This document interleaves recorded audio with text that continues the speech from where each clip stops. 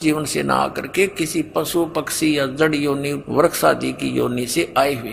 तो ये काकभूषण बता रहा अपनी सच्चाई कि पिछले जन्म के ना जाने कितने मनुष्य जीवन तो मैंने बर्बाद कर दिए, वो तो कहीं हाथ नहीं लगे। और एक जन्म से मैं स्टार्ट हुआ, मेरे साथ ऐसी भयंकर घटना भी घटनी, फिर भी आत्मा नर्म नहीं हुई इस नीच की। और 6 महीने तक गुरु जी के वचन सुनता रहा, फिर भी मन में नाम लेने की प्रेरणा बनी ही नहीं। और फिर भक्ति पर लगा तो यह कुबद कर दी, या तो वो लगे नहीं, लगेंगे तो मर्यादा नहीं रख सकते, उनमें कोई न कोई बुरा संस्कार कहीं ना कहीं प्रबल हो ही जाता है। अब फिर भी स्टार्ट होगी किसी ना किसी जन्म से। तो अब दास का कहने का भाव ये है कि जैसे आपका कोई भाई बहन मित्र है, वो नाम ना लेना चाहे तो सत्संग के दौरान हमने अलाउड कर रखा है, अनउपदेशी भी आश्रम में प्रवेश कर सकता है और 4 दिन 3 दिन का सत्संग वो सुन सकता है। उसको अवश्य लावे, 1 दिन 2 दिन 10 20 सत्संग सुन के कभी तो परमात्मा की वरजा होगी उस पर, क्योंकि ये अमृत वाणी है, ये सवसिद्ध वाणी है सुख संवेद की, कबीर परमेश्वर की।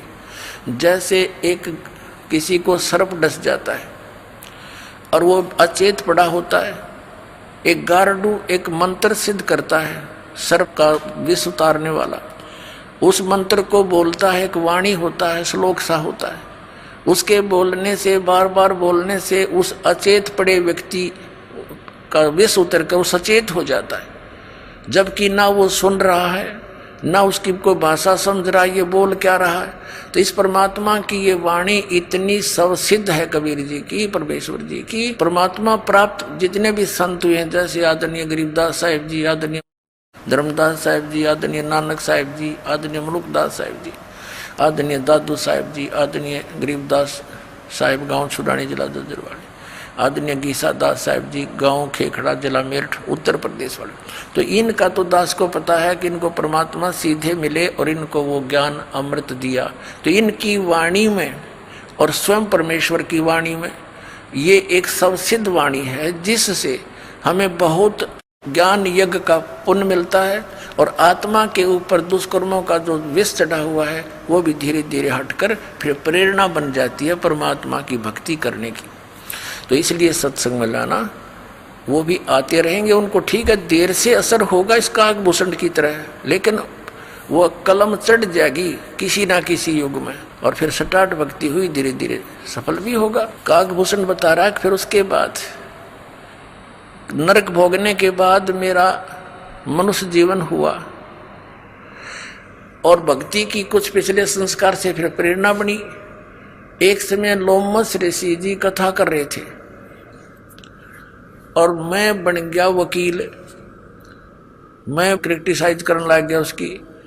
मैंने कहा कि महाराज जी आप तो सरगुण भगवान की कथा सुना रहे हो, हम तो निर्गुण के अधिकारी हैं, हमें तो निर्गुण भगवान के बारे में बताओ। अब काकभूषण को लोमस ऋषि जी ने बहुत कुछ समझाने की चेष्टा की। भाई देखो, आम के बीज के अंदर, गुठली के अंदर निर्गुण रूप में आम है, आम का पेड़ है। अब उस गुठली को, बीज को बीजा जावे जमीन में, सिंचाई करे, फिर वो पौधा होगा, फिर पेड़ होगा, फिर उसका फल लगेंगे। वो निर्गुण काम का है कि ये सरगुण। अब काकभूषण ने बोला मेरे समझ में ना आई ये बात, क्योंकि मेरी तो बुद्धि भ्रष्ट थी और अपनी जान में वकील पाक रहा था मैं, थोड़ा बहुत ज्ञान कहीं से सुन के। क्योंकि जो मनुष्य जीवन से दोबारा मनुष्य जीवन प्राप्त है वो प्राणी अवश्य भक्ति के लिए भटकता है। जैसा उसने ज्ञान कहीं कहीं से सुना वो फिर वक्ता हो चुका था। तब लोमस ऋषि ने 2-3 प्रमाण और दिए। भाई कहते हैं शिव की जटा में थी गंगा भाई और भागीरथ ने वह गुप्त वस्तु प्रगट दिखलाई, यानी यहाँ प्रगट कर ली। ये निर्गुण हमें नहीं दिखाई देती, वह एक जगह थी, हमारे तो काम आई नहीं, हमारे लिए तो निर्गुण है बिना गुण की। और जब गंगा यहाँ आई तो हमारे लिए तो गुण हो गया इसमें। तो ऐसे समझो वो क्या बताना चाह रहा था लोमस ऋषि के परमात्मा ऊपर तो निराकार है और नीचे यहाँ जो राम और श्री कृष्ण रूप में आते हैं तो ये सरगुण है, ऐसे बता रहा था।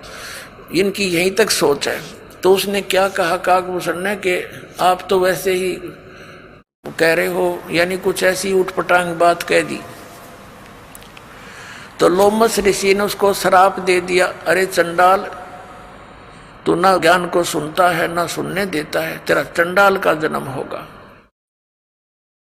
अब काकभूषण कहता, मुझे पिछली बात याद आएगी कि मैंने गलत कर दिया, मुझे क्रोध नहीं आया, और ऐसे मायूस सा होकर बैठ गया है, भगवान बहुत गलती बन गई, मैंने विवाद किया, और प्रभु आपका वचन शिरोधार्य है, पर मुझ दास को कहीं भी जन्म दे देना, चंडाल के देना या किसी के घर देना रिसीवर, पर एक आशीर्वाद दे दो अपने दास को कि मुझे भगवान की भूल ना पड़े। अब लोमस ऋषि शांत होया, भी कोई बात ना, बालक था, विवाद कर दिया, मैंने भी गलत श्राप दे दिया। तो उसने कह दिया, ठीक से बेटा, तुझे भगवान की याद बनी रहेगी। तो काकभूषण कहता कि फिर मेरा जन्म हुआ, ब्रह्मा की पत्नी इनका हंस वाहन है, अपनी हंसनी को लेकर के एक कागचंड के घर गई, यानी गर्भ धारण करवाने के लिए। तो उनके संयोग से हंसनी और कागचंड, काग के संयोग से मेरा जन्म हुआ। तो मेरा बाकी शरीर तो देवता जैसा और मुख है काग जैसा, लेकिन बोलता है मनुष्य की तरह। तो पुण्यात्मा, उसके बाद काकभूषण कहता है कि फिर मेरा उद्धार किससे हुआ? एक जोगजीत नाम के एक संत मिले, उन्होंने मुझे परमात्मा पूर्ण ब्रह्म की साधना की जानकारी दी। ब्रह्मा विष्णु महेश से ऊपर कोई और परम शक्ति है काकभूषण, इन आपके विष्णु जी से शक्तिशाली और परमात्मा है, उसकी भक्ति मैं करता हूं, जिस कारण से ये गति मेरी हुई है। सैकड़ों प्रलय मेरे सामने हो चुकी है और इतनी लंबी मेरी आयु हो चुकी है। अब क्या बताते हैं? बूझे गरुड़ भूषण बियाना, मोह से कहो भेद विधि नाना, वचन सुशील दृष्टि अनुरागी, देवता की दे मुख द्वार मुख कागा। अब काकभूषण जी को गुरुड़ जी कह रहे हैं, मधुकुर बहन सुनंत हो शांति, कहो भूषण मुझिया की उत्पाती, श्रवण सुमृत वचन उमेदा, दाम रसायन सब तन बेदा, परम भेद कहो बहुभांति, मिटे हमारे मन की कांति, कौन देश को नगर निधाना, कहो भूषण आदि परवाना, कौन पिता को जननी जाम्या, कौन कुली कौन वंश बखाना, अवरण वरण कला परवेशा, तुम्हारी महिमा कर है शेषा, जल स्वरूप कुछ तरंग न तेजम, इंद्री जीत चढ़े मन से जम, ब्रह्म निरूपण निर्गुण भेखा, कहो भूषण मोहि आज संदेशा, कहे भूषण तुम सुनो खगेशा, तो से भेद कहूं परवेशा, शंख कल्प जुग गए बिहाई, पूर्व जन्म की कथा सुनाई, शंख कल्प जुग हो गए, जामन मरण जिहान, जन्म पूर्व ला तुझे कहूं, सुनो खगे से सुजाने। गरुड़ जी को काकभूषण कह रहे हैं, कह भूषण सुनो खगेशा, अर्थों से भेद कहूं परवेशा, शंख कल्प युग गए बिहाई, शंख कल्प तमन बर्बाद कर दिए और पूर्व जन्म की कथा सुनाई, शंख कल्प युग हो गए, जामन मरण जिहान, जन्म पूर्वला तुझे कहूं, सुनो खगे सुजान। सुनो गुरुड़ मेरा आद संदेशा, भिन्न भिन्न भेद कहूं खगेशा, शंख जन्म पूरब पैमाला, शंखों जन्म पूरब यानी पहले के पैमाल माने नाश कर दिए, शंखों जन्म पूरब पैमाला, और गए जो मिथ्या नहीं संभाला, वो तो मिथ्या गए में संभाल नहीं सका, यानी भक्ति ठीक बनी नहीं, मैं स्टार्ट नहीं करी भक्ति। अवधपुरी एक नगर निधाना, जहां अवतार धरे मोरे प्राणा, 20 वर्ष की उम्र पुनीता, और मात पिता भय काल समीपा। मेरी 20 वर्ष की उम्र थी, मेरे माता पिता और सब परिवार मेरा काल की ग्रास हो गया, नहीं मर गया।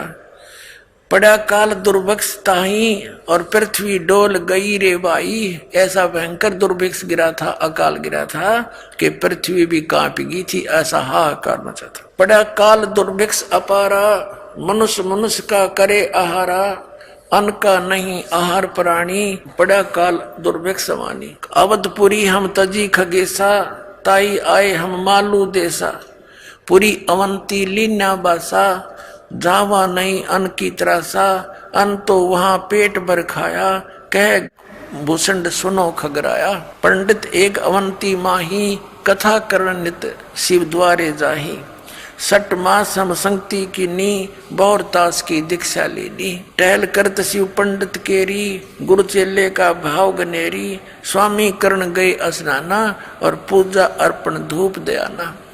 शिव पूजा पंडित अर्थावे, बेल पत्थर धर लिंग बनावे, शिव पूजा पंडित करे जहाँ हम लिया निवास, गुरु दीक्षा मन मैं करी मिटी खगेश प्यास। तन मन अर्पे फेर माला, जाके ऊपर ईश दयाला। यानी काकभूषण जी कह रहे हैं कि वो पंडित जी अपने शिव भगवान के ऊपर कति समर्पित था, जिस कारण से भगवान शिव की उसके ऊपर पूरी कृपा थी। पूजा करण दिवालय आए, ता हम बैठे दर्शन पाए, जहाँ शिव को मोह दिया सरापा, लाख वर्ष तुम जमपुरी राखा। पंडित सुना बचन शिव केरा, ओठ चरण लीना गुरु केरा। पंडित शिव का दान लगाया, कल्प करी बालक बोराया। हे रे बालक तू धर शिव का ध्याना, ताते बख्शे तेरे प्राणा। तो पुण्यात्मा, आज का जो सत्संग चल रहा है, ये वर्तमान का समागम, ये किस उपलक्ष्य में है? परमात्मा सतलोक से चलकर आते हैं, अपनी प्यारी आत्माओं को मिलते हैं जो परमात्मा के लिए भटक रहे हैं, और उनको फिर तत्व ज्ञान समझाकर सत भक्ति, वो 2 अक्षर का मंत्र सतनाम देकर उनका कल्याण करते हैं।